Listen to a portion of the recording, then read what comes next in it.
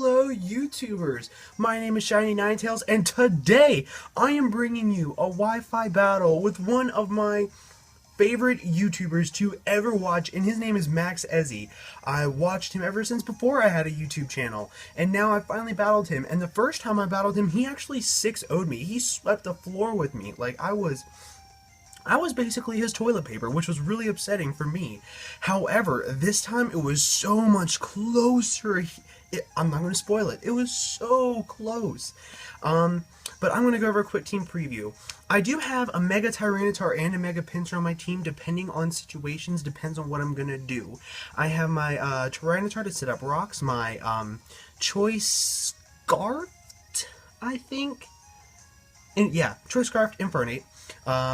Mega Pinsir, my Choice Banded, Samurott, my Special Defensive Rotom Wash, and my Serperior, which has, like, I think a Miracle Seed on it for no reason whatsoever, because I don't really have an item for it yet.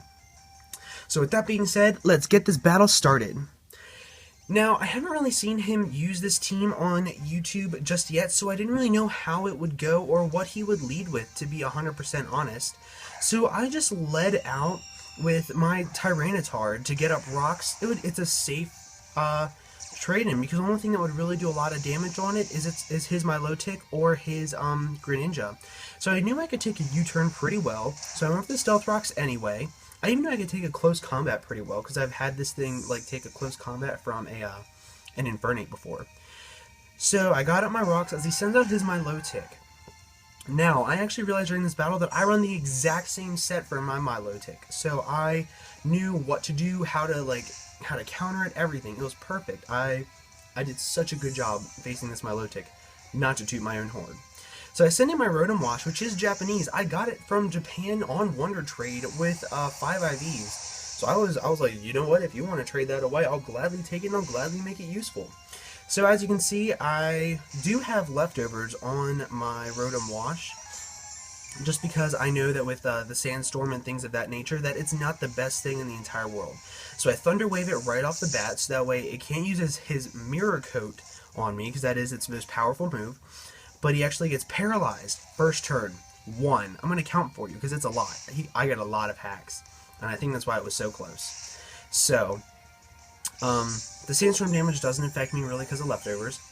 So I decide to go for a Thunderbolt, because I know it's special defensive. I want to try to whittle it down a little bit so my Serperior can come in and just knock it out. But he gets paralyzed again. That's 2. So again, whatever. Leftovers is just going to heal me right back up to, I believe, right back to the same thing I was, just 28, right? Yep. So Sandstorm literally does nothing. Now I accidentally misclicked and hit Thunder Wave, but he gets paralyzed again. That's the 3rd time in a row. Now, because I didn't use that many attacks, his Mirror Coat wouldn't have taken me out as quickly anyway, so I wasn't really worried about it. So I went for a Thunderbolt, final time, to hopefully knock it out. Hopefully, no. He lives with a literal 5 HP, and he finally gets his Mirror Coat off, and I die first hit. So I knew for a fact that that's what he was going to do the entire time. I send in my Infernape because it is Iron Fist and it does have Mach Punch, so priority Iron Fist is just really good. Knocks out his Milotic, so right now the score is even, it's 5-5. He sends out his Staraptor again, and now I figured it's going to go for a Brave Bird, so I think I'm going to switch out, Stone's damage. So I switch out into my, bam, Tyranitar, because I know I can take a Brave Bird pretty well, and the recoil damage on him would be kind of significant. Get the Sandstorm up again, do some Sandstorm damage, and, oh, excuse me. So the Brave Bird doesn't do a whole lot to me, but it does enough damage to make me a little worried.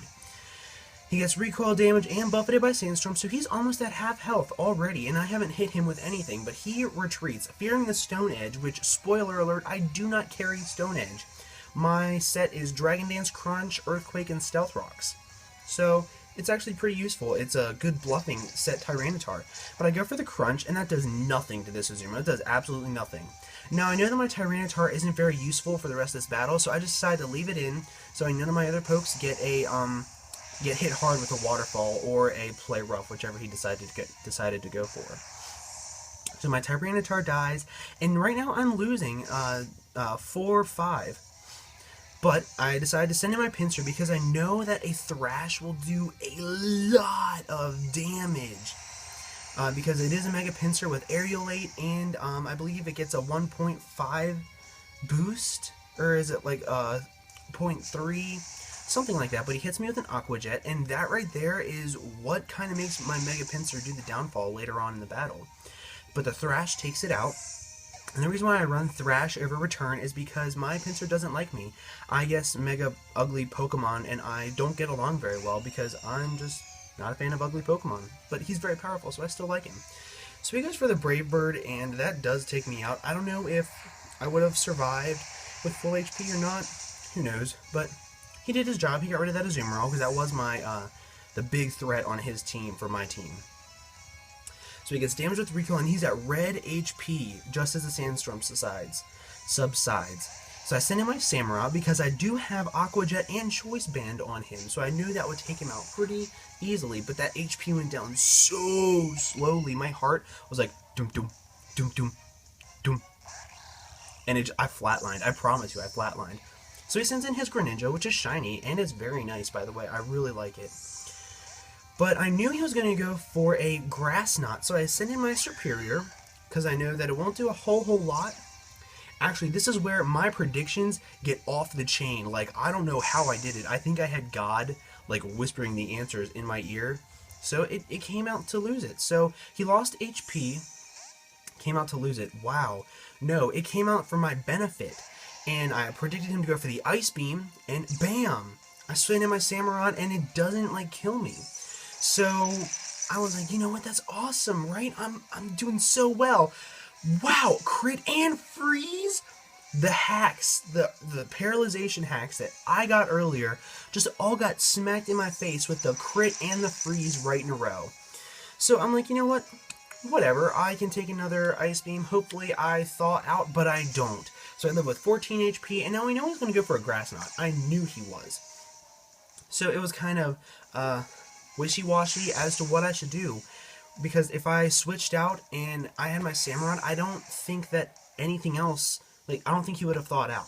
But at least with this, he lost his Life Orb, and I sent in my Infernape because I know for a fact Choice Scarf Infernape outspeeds Fire Punch, Iron Fist, bam, gone. That is a dead Greninja. That is a dead shiny Greninja, ladies and gentlemen. That is fantastic. So he decides to send in his own Infernape. Now, this right here I did not predict at all, because I don't know what kind of set he runs on his Infernape. I kind of made mine up as I went, because I've never used Infernape. I didn't like Infernape, nothing. But I knew a close combat would kill my Superior, so as Death Fodder, I just sent it in, hoping he would get the defense drop, and whatever I sent in next would just be able to one-hit KO it. So I find out there that he is Life Orbed on his Infernape as well, which I never thought of doing that. I should probably try it out. And now this is wherever he goes for the Mach Punch. I didn't expect that. I don't know why. I just didn't think that he would do that. So I went for the close combat, and it does knock him out because he's at -1 defense. It's a close combat. It's just Jesus in fighting formation. So now his Infernape is dead, and I believe this is like the last turn of the battle. Yeah, so this right here all came down to it. I was like, I can outspeed him. No problem. I got this in the bag. I just beat MaxEzzy my second time battling him. I'm so happy right now. So he Mega Evolves. I'm like, that won't help you none, because the stats don't kick in until the second turn. But this right here reveals he has the Vacuum Wave. Technician Vacuum Wave is just too powerful, and it knocks me out, and I lose 1-0. I was still really happy with the way I did, coming from a 6-0 to a 1-0, so that is almost a win in my mind, but not really, because I still lost. But thank you so much, Max, for battling me. It was a great time. I will put your description in the, I will put your link in the description down below, and thank you very much for watching this battle. It was a fantastic battle, the best battle I've ever had. I will be bringing you more battles and more new Pokemon hopefully tomorrow, because I have another YouTuber, Raise Ovation. I'm not gonna butcher his name, but it's Ovation. That's all I know, and I'm really excited to battle him. But Max, you are a fantastic YouTuber. I hope to be like you someday with my channel, and thank you guys again for joining me, because my channel would be nothing without viewers.